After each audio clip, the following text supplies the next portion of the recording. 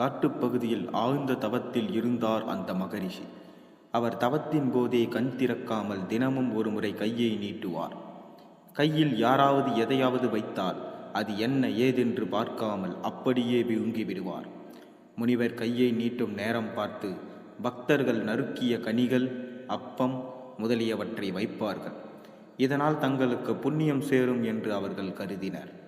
ஒரு நாள் அந்த நாட்டின் அரசன் வேட்டைக்கு வந்தான். அன்று பக்தர்கள் யாரும் வரவில்லை. அந்நேரம் பார்த்து மகரிஷியை கையை நீட்டினார். மன்னன் மகரிஷியை பரிகாசம் செய்யும் நோக்கத்தில் தான் வந்த குதிரை போட்ட சாணத்தில் சிறிதை எடுத்து மகரிஷியின் கையில் வைத்தான். மகரிஷியும் அதை வாயில் போட்டு விட்டார். மன்னன் கலகலவென சிரித்தபடியே அங்கிருந்து போய்விட்டான். மறுநாள் மன்னனின் நலம் விரும்பியாக உள்ள வேறு ஒரு முனிவர் அரசவைக்கு வந்தார். முக்காலமும் உணர்ந்த அவர், மன்னா, நேற்று நீ காட்டில் தவமிருக்கும் மகரிஷிக்கு குதிரை சாணம் கொடுத்தாய் அல்லவா?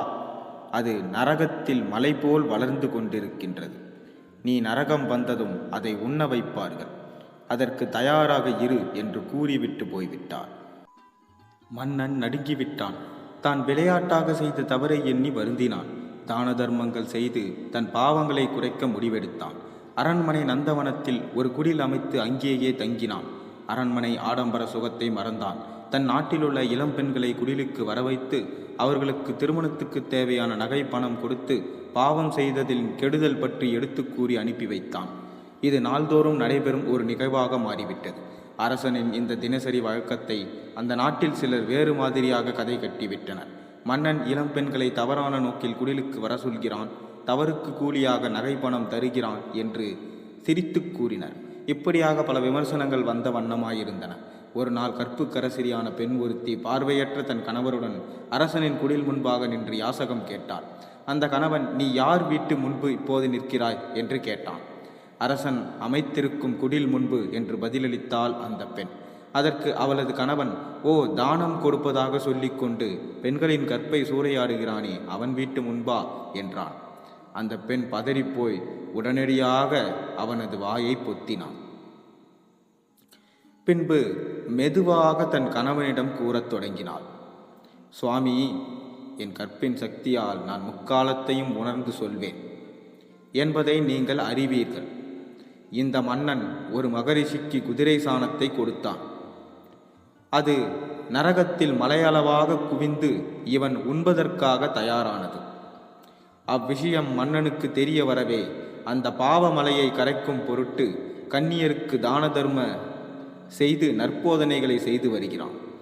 ஆனால் சிலர் மன்னனை பற்றி தவறாக பேசி அவனுக்காக குவிக்கப்பட்டிருந்த சாணமலையில் ஒவ்வொரு கவலமாக ஒவ்வொருவரும் பங்கிட்டு கொண்டனர். கடைசி கவலம் மட்டும் பாக்கியிருந்தது. தற்போது மன்னனை பற்றி தவறாக பேசியதன் காரணமாக அந்த கடைசி கவலத்தை தாங்கள் எடுத்து கொண்டீர்கள். மேலும் அடுத்த பிறவியிலும் கூட தாங்கள் பார்வையற்றவராகவே பிறப்பீர்கள் என்று கூறினார். அதிர்ச்சியில் அப்படியே உறைந்து போனான் அவளது கணவன். தவறு செய்தவர்கள் திருத்த எடுக்கும் முயற்சியை விமர்சிக்க கூடாது. அவர்களை தவறாக விமர்சித்தால் அவர் செய்த பாவங்களை பங்கு போட்டு கொள்ளும் நிலைமைக்கு ஆளாக வேண்டி வரும். உண்மை என்னவென்று அறிந்து கொள்ளாமல் காலத்துக்கும் வம்பு பேசிக்கொண்டு மற்றவர்களின் பாவத்தை சிலர்கள் பங்கிட்டு கொள்கிறார்கள். அந்த தவறை நாம் ஒருபோதும் செய்யக்கூடாது.